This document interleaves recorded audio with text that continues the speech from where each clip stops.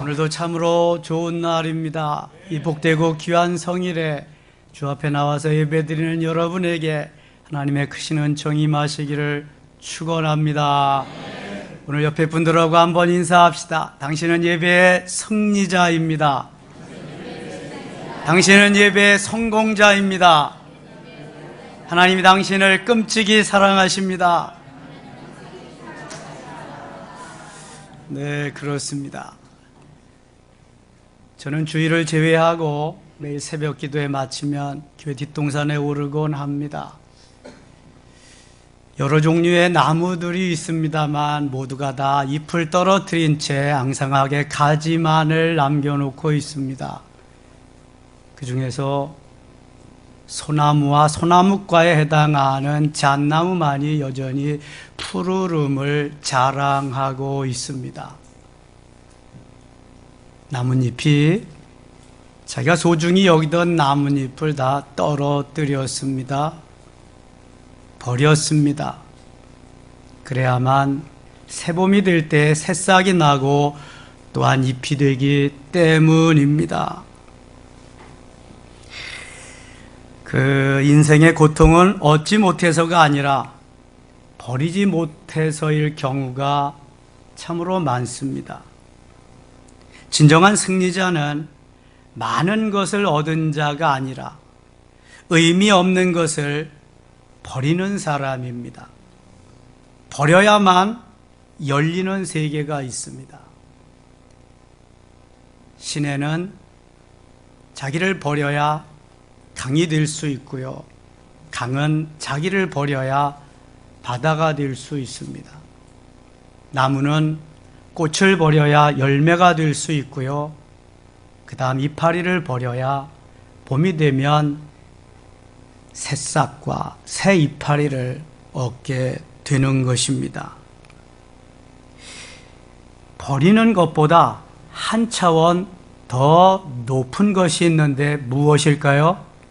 죽는 것입니다. 예수님의 우리에게 가르쳐 주시는 복음, 교훈은 역설적일 때가 참으로 많습니다. 아주 파라독스합니다. 예수님이 요한복음 12장 24절에서 그렇게 말씀하시지요. 한 알의 밀이 땅에 떨어져 죽지 아니하면 한 알 그대로 있고 죽으면 많은 열매를 맺으리라. 죽어야 많은 열매를 맺는다. 이것은 진리입니다. 농사를 지어보신 분들은 벽시 하나를 심었을 때 그 벽시가 수천 배, 수만 배, 조를 심으면 조알 하나가 조배쯤 납니다. 엄청나게 조건이 있습니다. 죽었을 때입니다. 죽지 아니하면 10년, 100년, 1000년을 가도 단 하나도 열매를 맺을 수가 없습니다. 이것은 진리입니다. 한마디로 죽어야 사는 것입니다. 식물도 죽어야 살거늘 하나님의 사람이야 어떠하겠습니까? 아담 이후 모든 죄인들, 아담 이후 모든 인생들은 죄를 안고 태어납니다. 그래서 로마서 3장 23절에 모든 사람이 죄를 범하였으며 하나님의 영광에 이르지 못한다고 했습니다. 로마서 3장 10절에 의인은 없나니 하나도 없다고 했습니다. 바로 이 죄는 원죄입니다. 아담과 하와가 지은 죄. 이 죄를 용서받기 위해서 죄의 대가를 치루어야 됩니다. 그래서 구약시대에는 수많은 짐승들이 그 죄를 대신 지고 죽어가야만 했습니다. 사람이 범한 죄를 짐승이 대신 지고 죽어감으로써 그 죄를 용서한다는 것입니다. 좀 더 구체적으로 말하면 짐승이 피를 흘려 죽어감으로 인해서 죄인들이 다시 살 수 있는 길을 열어주시게 된 거지요. 레위기에는 이러한 짐승이 죽어가면서 사람이 살 수 있는, 죄인이 다시 살 수 있는 길을 열어주시는데요. 이 레위기는 하나님께서 거룩하게, 성결하게, 정결하게 우리 인생들을 만들어 가심에 대해서 말씀하고 있습니다. 내가 거룩하니 너희도 거룩하라. 내가 하나님 거룩하니 너희도 내 백성 하나님의 자녀이니 거룩하게 되어야 한다는 것입니다. 그렇다면 무엇이 죽어야만 살 수 있는 길이 열릴까요? 첫째로 짐승이 죽어야 내가 삽니다. 오늘 본문 3절 말씀 같이 한번 읽겠습니다. 그의 물이 소의 번제이면 흠없는 수컷으로 회막문에서 여호와 앞에 기쁘게 받으시도록 드릴지니라. 아멘. 번제면 흠없는 수컷으로 회막문 앞에 기쁘게 받으시도록 드려야 된다. 여기서 우리는 레위기에서 말하는 5가지 제사 종류와 4가지 제사의 방법을 알면은 좀 더 효과적으로 이해에 도움이 될 것입니다. 레위기에는 수많은 짐승들이 우리의 인간의 죄를 대신해서 죽어가는데요. 거기에 제사를 드림으로 인해서 그 죄를 용서하심을 받게 됩니다. 첫째의 제사가 번제입니다. 두 번째 소제, 세 번째 화목제, 네 번째 속죄제, 다섯 번째 속건제, 5가지의 제사 종류가 있습니다. 5가지 중에서 두 번째 해당되는 소제만 피 흘림이 없는 곡식을 갈아서 드리는 제사입니다. 그러나 피 흘림의 제사가 없는 것은 하나님이 받으시지 않기 때문에 소제는 단독으로 제사를 드릴 수 없고 반드시 피 흘림이 있는 다른 제사와 더불어 제사를 드려야만 합니다. 5가지 제사 종류 중에서 대표적인 것이 번제입니다. 제사를 드릴 때 그 방법은 태워서 드리는 화제가 있고요, 들어서 드리는 거제가 있고요, 흔들어 드리는 요제가 있고요, 부어서 드리는 전제가 있습니다. 5가지의 제사 종류를 4가지의 제사 방법으로 제사를 드림으로 해서 우리 인생들이 범한 죄를 용서해 주시리라 우리 주님께서 약속하시고 말씀해 주셨습니다. 번제를 드리기 위해서는 그러면은 어떻게 해야 되는가? 제일 먼저 번제물의 머리에 안수를 해야 됩니다. 오늘 본문 4절 말씀을 같이 읽겠습니다. 그는 번제물의 머리에 안수할지니 그를 위하여 기쁘게 받으심이 되어 그를 위하여 속죄가 될 것이라. 아멘. 그는 번제물의 머리에 안수할지니, 여기서 그는 누구죠? 제사장이죠. 제사는 제사장이 드려야 되니까. 그는 누구죠? 확실히 맞습니까? 예. 머리에 안수하는 것은 죄인이 하는 것입니다. 내가 지은 죄를 네가 다 가지고 가서 죽어라. 그래서 죄인이 죄물 위에다가 안수를 하는 것입니다. 죄인이 하는 것입니다. 누가요? 죄인이, 내가 하는 것입니다. 그 다음에는 번제물을 잡아서 피를 흘려야 됩니다. 오늘 본문 5절 말씀 같이 읽겠습니다. 그는 여호와 앞에서 그 수송아지를 잡을 것이요 아론의 자손 제사장들은 그 피를 가져다가 회막문 앞 제단 사방에 뿌릴 것이며. 아멘. 여기서 그는 누구죠? 그는 제사장, 그죠? 그는 죄인입니다. 나입니다. 죄인이 일단 죄물에 갖다가 안수를 했어요. 죄를 전가시켰습니다. 그 다음에 끝나는 것이 아니라 죄물에 목을 땁니다. 목을 따면 뭐가 나와요? 피가 나옵니다. 목을 따서 피를 흘리는 것이 두 번째 행하는 것입니다. 자, 레위기 11장 11절에 보면 17장 11절 육체의 생명은 피에 있음이라 생명이 피가에 있으므로 그 피가 죄를 속하느니라. 생명이 피에 있으므로 피가 죄를 속한다. 그래서 피를 흘리는 것입니다. 히브리서 9장 22절에 피 흘림이 없은즉 사함이 없느니라. 피 흘림이 없으면 용서함이 없습니다. 히브리서 9장 28절에 이와 같이 그리스도도 많은 사람의 죄를 담당시키려고 단번에 들이신 바 되었으니 예수 그리스도께서도 단번에 피 흘림으로 들이신 바가 되었다. 그러니까 구약시대의 모든 짐승들은 예수 그리스도를 예표하고 예수 그리스도의 피 흘림을 대신해서 구약의 짐승들이 죽어갔다는 것입니다. 믿어지시면 아멘. 그러므로 여러분 구약 성경을 펴보세요. 거기에는 짐승들의 피가 나옵니다. 신약 성경을 펼쳐보세요. 거기에는 예수 그리스도의 피가 나옵니다. 그러므로 성경은 피의 복음입니다. 피 흘림이 없은즉 사함이 없느니라 말씀하셨기 때문에 성경은 곳곳에서 피를 흘려주고 있습니다. 우리의 죄를, 내가 지은 죄를 용서해 주시기 위함입니다. 그 다음 번제물의 가죽을 벗겨야 합니다. 오늘 본문 6절 말씀을 같이 읽겠습니다. 그는 또 그 번제물의 가죽을 벗기고 각을 뜰 것이요. 아멘. 여기서 그는 누굽니까? 그는 누구죠? 죄인입니다. 나입니다. 번제물에 안수하고요, 그 다음에 목을 따서 피를 흘리고요, 그 다음에 해야 될 일이 가죽을 벗기는 것입니다. 번제물의 가죽을 벗긴다. 번제물의 가죽을 벗긴다는 것은 바로 죄인의 겉모습을 완전히 제거해서 오직 진실한 내면만을 하나님 앞에 드리기 위함입니다.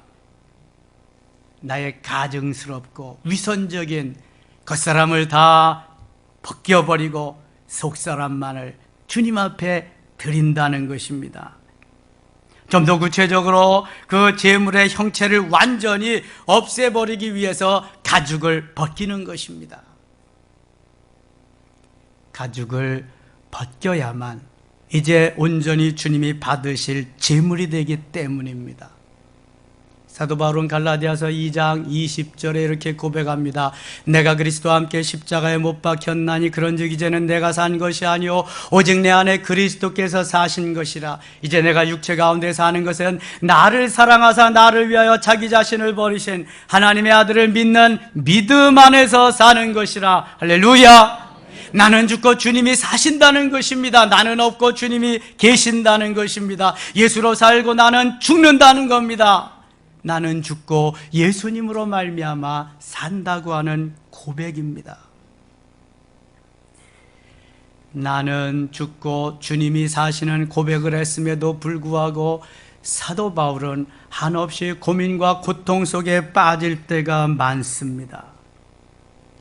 나를 온전히 가죽을 벗겨서 주님 앞에 드리지 못했기 때문에 내가 살아서 오늘도 내가 기뻐하는 내 삶이 육체가 기뻐하는, 육체가 따르는 그것을 향해서 달려가기 때문에 사도 바울의 고민이 거기에 있었던 것입니다. 그 다음 번제물에 각을 떠야 됩니다. 다시 한번 6절 말씀 읽겠습니다. 그는 또 그 번제물의 가죽을 벗기고 각을 뜰 것이요. 각을 뜰 것이요. 각을 뜨는 건 누가 떠요? 제사장이 떠야지. 갖다가 벗겨놓은 거 갖다가 탁탁탁탁 제사장이. 맞습니까? 죄인이 뜨는 거 맞습니까? 네, 각도 죄인이 뜨는 것입니다. 뼈마디마디를 골라서 거기에 잘 가려서 뜨는 겁니다. 팔은 팔대로, 다리는 다리대로. 이것은 잘 번제물로 태워 드리기 위한 것도 있지만 모든 부분을 하나님 앞에 다 전부를 드린다고 하는 전적 헌신을 의미하는 것입니다. 요것은 되고 요것은 안 되죠. 요것은 되고 요것은 안 되죠. 우리의 삶엔 그런 게 너무 많습니다. 가장 좋은 것으로, 최고의 것으로, 최상의 것으로 모두 다 하나님의 것이니까 하나님 앞에 드릴 수 있는 믿음, 그러한 헌신, 이러한 것을 요구하는 것이 바로 각을 뜬다고 하는 것입니다. 이미 나는 내 것이 아니라 주님의 것인데 내가 아까울 것이 무엇이 있습니까? 각을 떠서 부분 구체적으로 전적으로 하나님 앞에다 드린다고 하는 것입니다. 우리 모두 각을 떠야 할 줄 믿습니다. 한번 따라 합시다. 각을 뜨자. 각을 뜨자. 푸주간에서 하는 얘기 같아요. 각을 뜬다. 처럼 희생제물의 머리에 안수하고 목을 따서 피를 흘리고 그 다음에 가죽을 벗기고 각을 뜨는 것까지 누가 하죠? 죄인이 합니다. 죄인. 그 다음에 번제물을 불살라 드리는 차례가 남아 있습니다. 우리 함께 오늘 본문 7절부터 9절까지 같이 읽겠습니다. 제사장 아론의 자손들은 제단 위에 불을 붙이고 불 위에 나무를 버려놓고 아론의 자손 제사장들은 그 뜬 각과 머리와 기름을 제단 위에 불 위에 있는 나무에 버려놓을 것입니다. 그 내장의 정강이를 물로 씻을 것. 제사장 그 전부를 제단 위에서 불살라 번제를 드릴지니 이는 화제라 여호와께 향기로운 냄새니라. 아멘.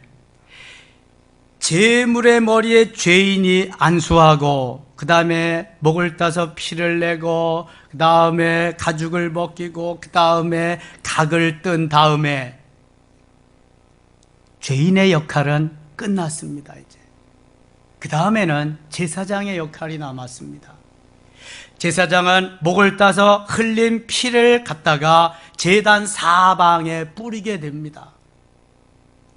그리고는 그 모든 제물을, 번제물을 장작 불 위에 올려놓고 불살라 태워 드리게 됩니다. 그런데 여기 그 9절에 보면 그 내장과 정강이를 물로 씻을 것이요 그랬습니다. 아니 어차피 불에 태워 드릴 것인데, 다 태워질 것인데 뭘 다 씻냐? 여러분, 씻어야 됩니다. 번제단이 있기 전에 그래서 물두멍은 이걸 씻으라고 있는 것입니다. 제사장들의 손과 발도 씻지만 제물들을 씻는 것입니다. 깨끗한 것으로 드려져야 된다는 것입니다. 여러분, 주님 앞에 나와서 우리가 제물로 드려지는 것입니다. 이 시간 제물입니다. 하나님 앞에 드려지는 것입니다. 구약시대의 제사는 신약시대의 뭐다? 신약시대의 뭐다? 예배입니다. 예배. 아브라함이 가는 것보다 제단을 쌓았다. 아브라함이 가는 것마다 예배를 드렸다는 것입니다. 제가 왜 예배 수업에 당신은 예배의 성공자입니다, 당신은 예배의 승리자입니다 한 것이 바로 이것입니다. 예배에 성공하지 못하고 예배에 승리자 하지 못하면 세상 모든 것을 승리했다고 해도 그는 승리자가 아닙니다. 세상 모든 것을 갖고 성공했다고 해도 그는 성공자가 될 수 없는 것입니다. 이러한 번제물의 과정을 거치지 아니하고는 죄 용서함을 받을 수 없기 때문입니다. 온전한 하나님께 드리는 예배를 드리지 못하기 때문에 하나님이 받으실 수가 없는 것입니다. 하나님 앞에 나와서 기도하며 예배하며, 하나님 오늘도 나의 모든 것을 주님 앞에 드립니다. 마음과 정성, 물질, 내 전체를, 영혼, 몸 전체를 드립니다. 하나님 받으시옵소서. 그렇게 여러분들이 할 때 제사장적인 목회자는 여기에서 모든 것을 드려서 하나님 앞에 불살라 드리는 줄 믿습니다. 성령의 불로 태워드리는 줄 믿습니다. 이 시간 성령의 뜨거운 불이 여러분들의 마음을 태우시고 우리를 온전히 주님 앞에 드리실 수 있기를 간절히 축원합니다. 얼마나 귀중한 시간인지 모릅니다. 너무나 감격적이고 감동적인 시간이 바로 이 예배 시간입니다. 레위기를 잘 모르면 예배에 대해서 여러분들이 잘 알 수가 없습니다. 그래서 하나님 앞에 드릴 때마다 각을 떠서 모든 것을 다해서 주 앞에 드리라고 말씀하고 있는 것입니다. 여러분들이 번제를 드릴 때마다, 번제를 생각할 때마다 우리가 생각내야 하는 너무도 중요한 사건이 있습니다. 번제하면 누가 생각나야 돼요? 아브라함이 생각나고 이삭이 생각나야 됩니다. 아브라함은 백세에 얻은 아들을 하나님이 번제로 드릴 때에 좌고우면하지 않았습니다. 고민은 좀 했고 갈등은 좀 했겠지만 어차피 하나님이 바랄 수 없는 중에 바라게 하시고 주실 수 없는 중에 주셔서 하나님의 것을 하나님 앞에 드린다는 마음으로 하나님 앞에 갖다 드릴 때 하나님이 너무너무 기뻐하셨습니다. 하나님은 받고 싶어서가 아닙니다. 하나님은 주고 싶어서입니다. 하나님은 아브라함을 세우시기 위해서, 하나님은 오고 오는 세대의 아브라함을 믿음의 조상으로 만드시기 위해서 과연 내가 합당하냐, 과연 내가 그 값어치가 되느냐, 내 근수가 거기에 미달하지 않느냐, 함량이 제대로 되느냐를 달아보기 위해서입니다. 그러나 아브라함은 멋있게 합격합니다. 내려쳐서 잡으려고 할 때 하나님이 막으십니다. 아브라함아, 아브라함아, 네 뒤를 돌아보아라. 거기에 수풀에 걸린 순양을 제물로 드려라. 그리고 아버지께서 다시 아브라함에게 말씀합니다. 내가 이제야 네가 나를 사랑하는 줄을 내가 아노라. 이제 내 자손들을 하늘의 별과 같이 바다의 모래알과 같이 내가 주리라. 대적이 내 문 앞에서 얼씬거리지도 못하게 내가 지켜주리라. 할렐루야. 이게 번제입니다. 우리가 제사를 드릴 때마다 아브라함이 자기의 생명보다 더 중요하게 여기는 아들 이삭을 드렸다는 것을 늘 머리에 입력시키고 그렇게 살아갈 수만 있다면 우리는 절대로 째째한 사람이 되지 않습니다. 우리는 풍성한 삶을 살 수 있습니다. 하나님이 기뻐하는 삶, 하나님을 감동시키는 멋있는 삶을 살게 될 줄 믿습니다. 두 번째로, 예수님이 죽으셔야 내가 삽니다. 아담과 하와의 범죄로 말미암아 모든 인생들은 죄인입니다. 그래서 죽을 수밖에 없습니다. 이 죄를 무슨 죄라고 하지요? 원죄라고 합니다. 루트신 죄의 뿌리가 되는 죄입니다. 이 죄를 용서할 수 있는 사람은 아무도 없습니다. 그래서 구약시대에는 계속해서 죄물이 죽어감으로 인해서 그 죄를 용서받고 살아갈 수 있었습니다. 그러나 예수님이 이 땅에 오셔서 단번에 그 문제를 해결해 주셨습니다. 예수님은 하나님이 사람이 되셔서 오신 사건입니다. 인카네이션 하신 분, 도성인신 하신 분, 성육신 하신 분입니다. 하나님이 우리를 사랑하시는데 끔찍히 사랑하십니다. 엄청나게 사랑하십니다. 번거롭게 구약시대와 같이 계속 예배에 나올 때마다 양 가져오고 소 가져오고 그저 그렇게 한다면 다 도망갈 겁니다. 다 도망갈. 오늘도 이처럼 코로나 바이러스로 어렵다고 막 그러니까 벌써 예배 인원이 보세요. 1, 2, 3부 30명 이상이 참여치 못했습니다. 소 끌어오고 양 끌어오고 염소 끌어오고 그러면 다 도망갈 겁니다 아마. 그러니까 하나님이 사람이 되셔서 이 땅에 오셔서 몸버려 피 흘려 죽어주셨습니다. 내가 죽어야 되는데 내 대신 누가 죽어주셨어요? 예수님이 죽어주셨어요. 그래서 예수님을 구세주라고 합니다. 예수님이 하나님의 아들이요 하나님 자신이십니다. 예수를 믿기만 하면 영생을 얻습니다. 그분이 길과 진리와 생명이 되시는 줄 믿습니다. 그분 밖에는 없습니다. 그래서 히브리서 9장 28절에 이와 같이 그리스도도 많은 사람의 죄를 담당시키려고 단번에 들이신 바 되었다고 말씀합니다. 그러므로 이제는 더 이상 피 흘림의 제사가 필요하지 않습니다. 나는 예수님을 믿습니다. 그 예수님을 마음속에 모셔드리고 입으로 시인하고 고백하면은 하나님께서 너는 내 자식이야, 너는 내 거야, 너는 내 아들이야, 너는 내 딸이야 인쳐주실 줄 믿습니다. 요한복음 1장 12절에 영접하는 자 곧 그 이름을 믿는 자들에게는 하나님의 자녀가 되는 권세를 주셨으니 할렐루야. 영접하기만 하면 하나님의 자녀가 되신다고 말씀하고 있습니다. 로마서 10장 10절에 의인은 없나니 사람이 마음으로 믿어 의에 이르고 입으로 시인하여 구원을 얻느니라 말씀하고 있습니다. 로마서 5장 8절에 우리가 아직 죄인 되었을 때 그리스도께서 우리를 위하여 죽으심으로 하나님께서 자기에 대한 사랑을 확증하셨느니라 말씀하고 있습니다. 내가 주님과 원수 되었을, 나는 주님을 전혀 모를 때 주님은 너는 내 거 미리 선택해 놓으시고 미리 십자가를 지시고 죽으셨습니다. 그리고 내가 돌아올 때를 기다립니다. 임복인 성도님, 임혜실 성도님, 하나님이 그렇게 기다리신 줄 믿습니다. 그저 믿고 하나님 앞에 내어 맡기고 나오기만 하면, 기도하기만 하면 하나님이 응답하시고 들으실 줄 믿습니다. 얼마나 좋으신 분인지 몰라요. 너무너무 좋으신 분이에요. 그분이 아니면 우리는 살아갈 길이 없습니다.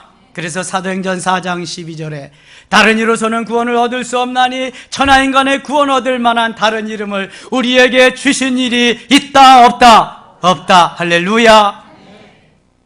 포스트 모더니즘이라고 예수 외에도 구원이, 예수밖에도 구원이 있다고 그러는데 헛소리 하지 말라 그래요. 그런 일은 없습니다. 예수님밖에 구원 줄 어느 누구도 이 세상엔 존재하지 않습니다. 그분만이 유일하신 구원의 메시아인 줄 믿습니다. 셋째로, 내가 죽어야 내가 삽니다. 그건 또 뭔 말이요? 내가 죽으면 죽는 거지 내가 죽어야 내가 어떻게 살아요? 우리 인생들은 그냥 살면 사는 것으로 믿고 알고 있습니다. 그러나 그렇지 않습니다. 육체가 사는 것은 육체의 생명만 연장시켜주는 것뿐이요, 영혼은 죽어서 마귀에게 장악되어 가고 있단 말입니다. 아담 이후의 모든 인생이 다 그렇습니다. 우리가 전도해야 될 이유는 예수 그리스도를 영접하지 못하고 하나님 믿지 아니하는 그 인생들은 오늘도 고깃덩어리만 왔다 갔다 하는 것입니다. 죽은 인생들입니다. 그래서 영혼을 살려줘야 됩니다. 이것이 전도입니다. 그래야만 하늘나라 갈 수 있는 것입니다. 영혼은 예수를 믿음으로 마음에 영접하고 입으로 시인함으로 말미암아 그리스도가 오십니다. 내 안에까지 오시는 것입니다. 그런데 예수를 믿고 구원을 받았음에도 불구하고 곤고하고 답답하며 어찌해야 할 바를 모를 때가 참으로 많습니다. 여러분, 예수를 믿었는데 왜 그렇습니까? 예수를 믿었는데 즐겁고 기쁘고 행복한 일만 있어야지 왜 그렇습니까? 이것은 아직도 내 육체가 존재하고 있기 때문입니다. 영혼은 너무 좋고 영혼은 너무나 감사하고 감격하고 감탄하며 사는데 오늘도 육체는 내 육체가 바라는 대로 기대하는 대로 되지 아니하면 곤고하고 답답하고 말할 수 없이 육체가 원하는 대로 달려가곤 합니다. 성령과 사단은 항상 공존합니다. 내가 어디에 먹이를 주느냐, 내가 어디에 관심을 가지느냐에 따라서 달라지는 것입니다. 성령 충만한 그리스도이냐, 아니면 성령 덜 충만하고 안 충만하고 육체적으로 마귀가 원하는 삶을 사느냐. 우리가 매일 깨어 기도해야 할 이유가 바로 여기에 있습니다. 성령 충만하고 예수 그리스도의 인도하심을 따라서 승리의 삶을 살기를 원해서 우리는 늘 깨어 기도하고 예배를 귀하게 여기고 주님이 기뻐하시는 삶을 살아가야 하는 것입니다. 사도 바울은 위대한 사람입니다. 3층천까지 올라갔다 온 사람입니다. 예수 그리스도를 안 이후에 모든 것을 배설물과 같이 버린 사람입니다. 분토와 같이 버린 사람입니다. 모든 사람이 존경하는 사람입니다. 그러나 그는 예수 그리스도를 만나고 나는 죽고 주님이 사신다는 고백을 하고서도 너무도 답답하고 너무도 한심스럽고 어찌해야 할 바를 모르는 그러한 순간순간이 너무 많았습니다. 그것을 적나라하게 표현한 것이 로마서 7장입니다. 내가 원하는 주님이 기뻐하는 삶은 살지 못하고 내가 오늘도 엉뚱한 곳으로 가는구나. 로마서 7장 19절에 보면은 내가 원하는 바 선은 행하지 아니하고 도리어 원치 아니하는 바 악을 행하는도다 그랬습니다. 로마서 7장 24절에 보면은 오호라 나는 곤고한 사람이로다. 이 사망의 몸에서 누가 나를 건져내랴 탄식하고 있습니다. 영적으로 어느 정도 세워지고 주님과 교제가 있어야 이것을 깨닫게 되는 거지요. 그렇지 않으면 이 정도만 살아도 나는 괜찮은 사람이야, 이 정도만 살아도 주님이 기뻐하실 거야, 여기에 머무를 수밖에 없습니다. 그렇잖아요. 남들은 예수 안 믿는데 주일 한 번만 나와서 교회 나와서 예배드려도 괜찮은 사람이죠. 그렇지 않습니다, 여러분. 사도 바울은 모든 것을 다 드렸음에도 불구하고 육체가 원하는 대로 내가 자꾸 이끌려감을 한탄하면서 고민하면서 하나님 어떻게 하면 좋아요? 어떻게 하면 주님을 기뻐하며 주님의 영광을 드러내며 살 수 있을까요? 그렇게 산 사람입니다. 클래스가 다른 진정 하나님의 사람입니다. 그래서 그가 내린 결론이 고린도전서 15장 31절 말씀입니다. 나는 날마다 죽노라. 나는 날마다 죽노라. 우리 한번 따라 합시다. 나는 날마다 죽노라. 나는 날마다 죽노라. 아침에 일어나 보니까 다 죽었는지 알았는 내가 살아서 날뛰고 지가 다 하는 것 같이 그래요. 이놈이 죽었는지 알았더니 또 살았구나. 죽여서 관 속에 넣고 제사를 장사를 드립니다. 장례식을 합니다. 다음날 아침에 일어나 보니까 또 죽었는지 알았는데 또 살아서 날뜁니다.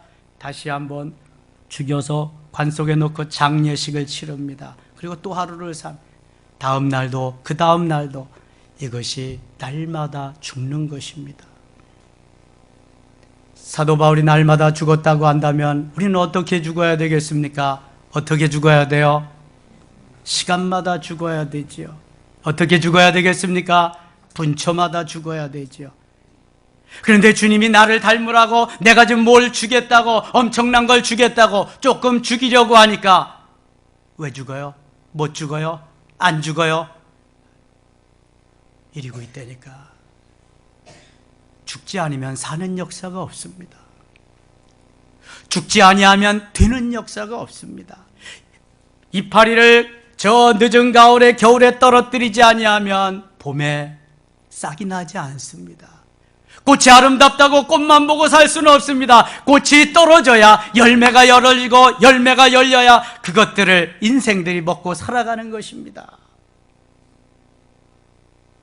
얼마나 버리는 진리가, 얼마나 죽는 진리가 귀한지 모릅니다. 나는 죽고 주님이 산다. 우리 그리스도인들은 죽어도 살고 살아도 살고 영원히 삽니다. 하나님이 이러한 특권을 주셨습니다. 그런데 정말 중요한 것은 죽어야 사는 것입니다. 우리 한번 따라합시다. 죽어야 산다. 죽어야 산다. 죽되 완전히 죽읍시다. 온 세상이 코로나 바이러스로 수선합니다. 뒤숭숭합니다.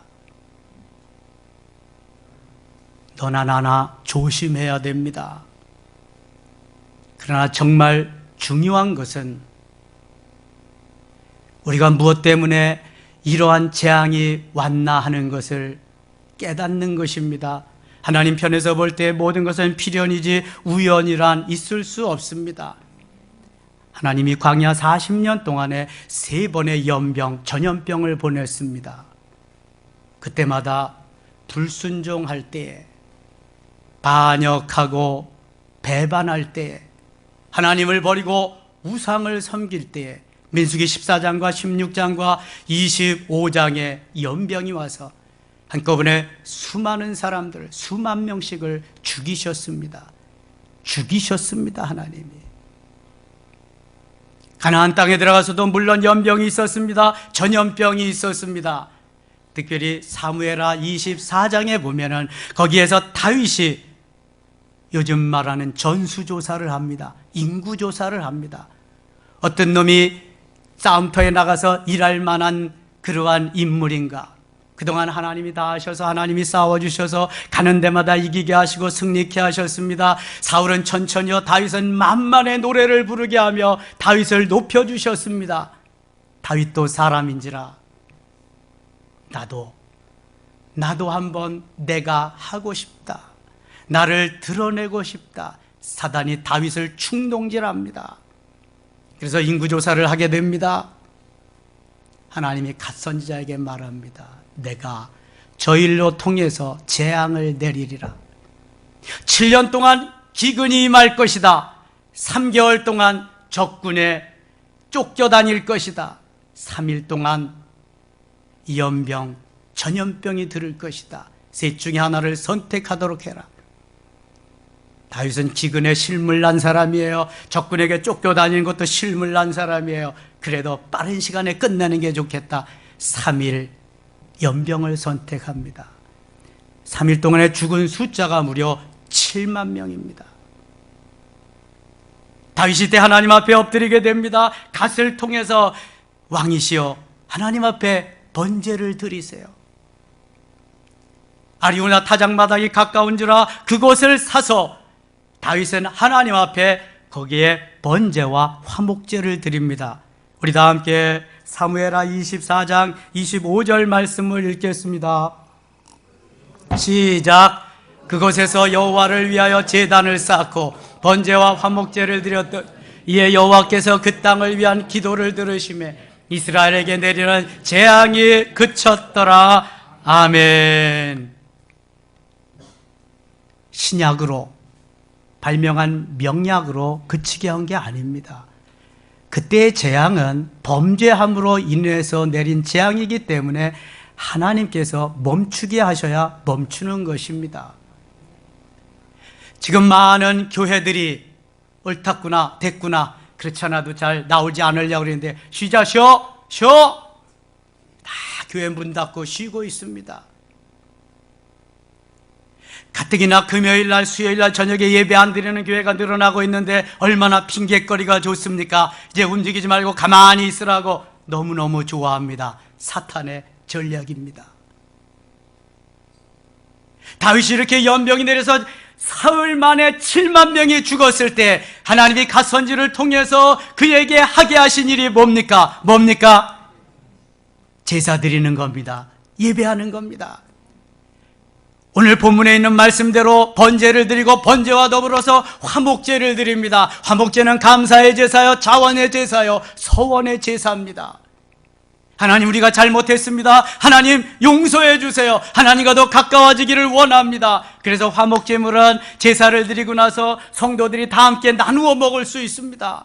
화목제를 드렸더니 그때야 재앙이 그쳤더라. 할렐루야. 우리가 숨어서 예배 안 드리는 것이 그치게 하는 것이 아닙니다. 더 열심히 모여서 하나님을 찬양하고 경배하고 부르짖어야 될 줄 믿습니다. 그래서 우리는 내일부터 사순절 전교인 새벽 기도회를 실시합니다. 더 열심히 모일 겁니다. 어차피 사순절은 모여서 기도해야 될 때인데 코로나 바이러스의 종식을 위해서 4월 15일 날 4.15 총선을 위해서 이 나라와 이 민족을 위해서 교회를 위해서 나의 영적 성장을 위해서 1313 하루에 3번씩 한 번에 3분 동안 기도하는 기도운동을 펼치려고 합니다. 여러분 가만히 있는 것이 사는 길이 아닙니다. 열심히 모여서 예배하며 하나님 앞에 부르짖는 것이 사는 길인 줄 믿습니다. 내가 죽어야 주님이 사시는 겁니다. 내가 죽지 아니하고는 연병이 그치지 않습니다. 코로나 바이러스보다 더 심각하고 무서운 게 뭡니까? 이간질하고 시기하고 질투하는 암적인 바이러스가 내 안에 존재한다는 것입니다. 하나님보다 더 세상을 더 좋아하고 내 육체가 기뻐하는 것으로 달려가는 바이러스가 내 안에 있는 것입니다. 이것을 제거하지 않으면 언젠가는 또 연병이 그친다고 해도 다른 질병이 또 올 것입니다. 계속해서 올 것입니다. 그리고 주님은 우리에게 아예 재림주로 오실 것입니다. 사랑하는 섬김의 가족 여러분, 어떻게 사시렵니까? 나는 죽고 주님이 사시는 삶을 사십시다. 하나님이 기뻐하는 멋있는 삶을 사십시다. 하나님이 박수치시기 원하는 하나님께서 영광을 받으시는 그러한 삶을 하루하루 시간 순간순간 살아간다면, 살아갈 수만 있다면 우리 주님 아브라함을 통해서 축복하신 것처럼 우리 모두를 통해서 축복하시고 인도해 주실 줄 믿습니다. 우리 모두 주님 앞에서 승리자입니다. 예배의 승리자가 되시기를 축원합니다. 예배의 성공자가 되시기를 주의 이름으로 축원합니다. 날마다 기도하며 하나님 앞에 부르짖어 응답받고 간증거리가 있는 클래스가 다른 하나님의 사람으로 자리매김할 수 있기를 축원합니다. 아버지 하나님 고맙습니다. 나를 구원해 주시고 내 죄를 용서해 주시고 주의 자녀 삼으신 거 고맙습니다. 많은 사람이 코로나 바이러스로 어수선하며 뒤숭숭하며 어찌할 바를 모르고 있는 이때에도 주 앞으로 달려나오게 하시니 고맙습니다. 마음 정성 다하여 산재물 되어 예배케 하시고 살아계신 하나님을 기쁘시게 해드릴 수 있는 우리의 삶이 되게 하여 주옵소서. 내일부터 전교인 새벽을 깨우며 이 코로나 바이러스를 퇴치하고 종식시키는데 일조하겠습니다. 하나님 도와주옵소서. 예수님 이름으로 기도드리옵나이다. 아멘.